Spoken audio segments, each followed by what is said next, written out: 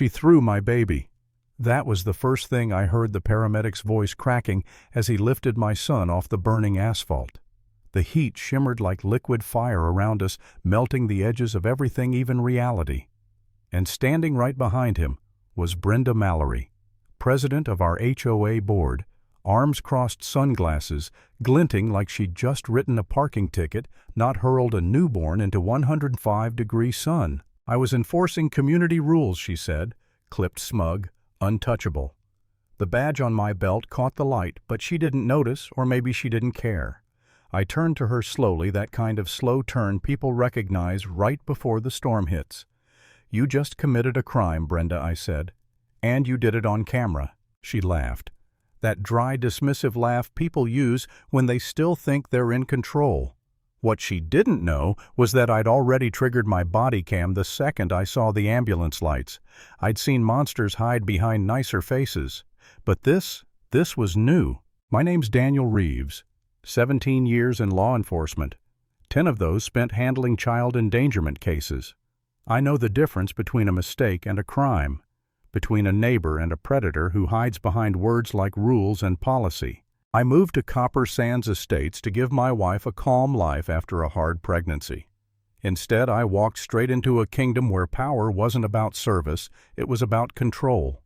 Brenda had ruled this place like a desert queen for 6 years. Her clipboard, the royal scepter, her HOA bylaws, the Bible. The playpen on my porch, shaded, cooled by a misting fan, was my son's safe spot recommended by his doctor for desert heat. Brenda called it visible clutter. I ignored her once. That was apparently enough to declare war. That morning, while Lena went inside to answer the delivery door, Brenda saw the baby alone and decided to correct a violation. She ripped open the canopy, the baby screamed, and instead of stepping back, she grabbed him, lifted him like a piece of trash, and carried him out to the street, yelling about community standards. By the time I arrived, the air reeked of melted plastic and sunscreen. My son's cries were weak, dry, wrong. I took photos, temperature, time, injury pattern, and sealed my anger behind procedure. I wasn't going to give her the satisfaction of watching me lose control. Not yet. She stood there, surrounded by whispering neighbors peeking through blinds. "You cops think rules don't apply to you," she snapped. "You broke the only one that matters," I told her. "You put a child in danger." That was the first crack in her armor. But Copper Sands wasn't built for confrontation. People here feared conflict more than injustice. They paid the fines, smiled through clenched teeth, pretended fairness still existed. That ended today. Hours later, when I got home, Lena sat on the couch holding a glass of water she hadn't touched. The melted canopy drooped outside like an accusation. "He's okay," she whispered. "Just mild exposure." Her voice broke halfway through. Then my phone buzzed, a community-wide email from Brenda herself.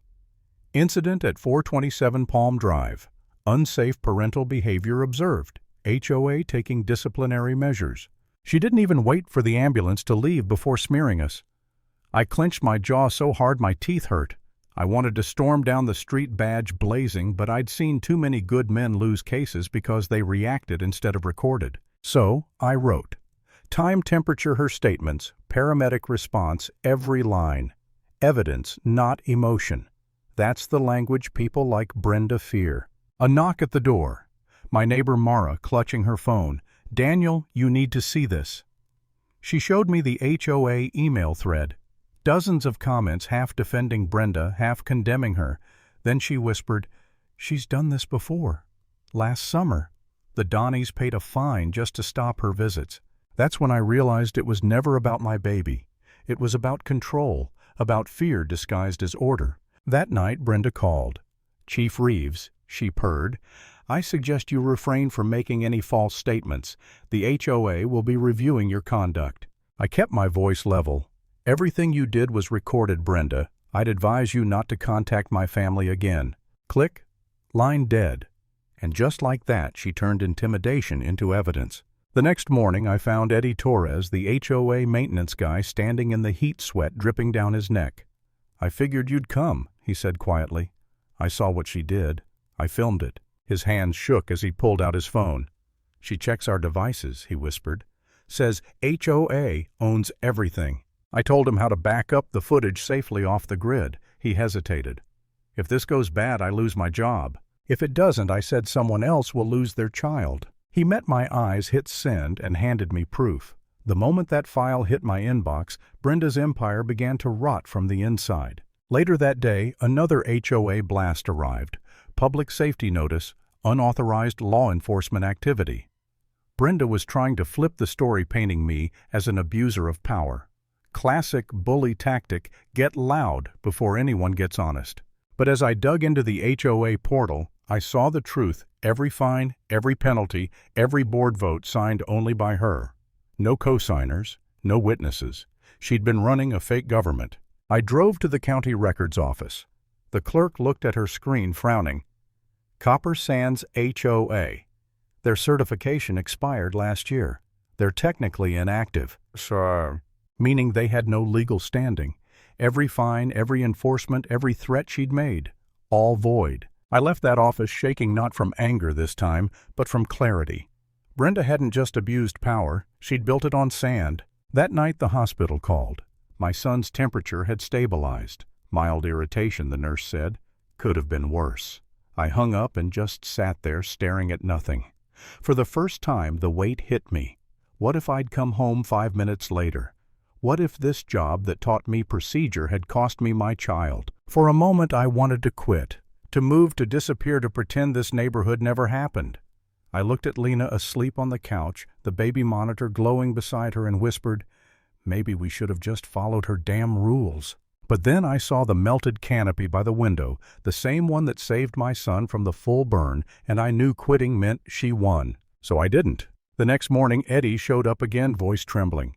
She knows someone talked. She called a staff meeting, said there's a mole. Then softer. She told me to inspect your porch light next, for hazards. Don't touch it, I said. If she sends you again, call me first. You're protected now. He nodded, but his fear clung to him like sweat. That afternoon I gathered everything: Eddie's video, Brenda's emails, the expired certification, and the medical report, and drove downtown to meet Detective Lena Perez, an old colleague. She flipped through the evidence, brow tightening. She operated without standing for over a year, she said. That's fraud. Combine that with the footage and the injury report. Yeah, this meets the threshold. For what I asked. State-level intervention. That was the phrase I'd been waiting for. By the time I got home, the desert sun had turned the sky white. I stood by the melted canopy and whispered, "You picked the wrong porch." The next morning, the state moved. Brenda was in the clubhouse, clipboard in hand, pretending everything was normal when I walked in with the warrant. State Compliance Division, I said.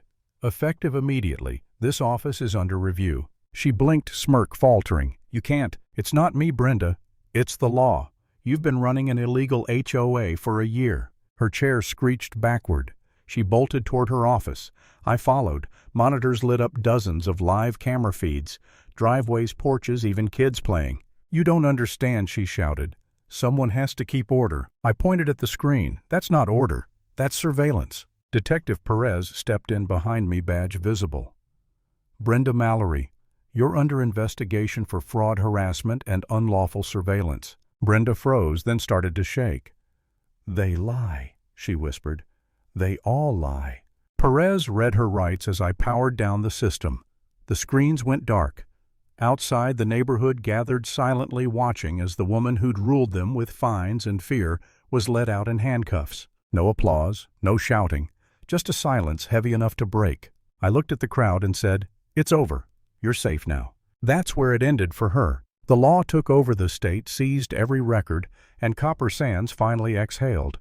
But as I stood there under that scorching desert sun, I realized something deeper. Power doesn't corrupt when it's challenged.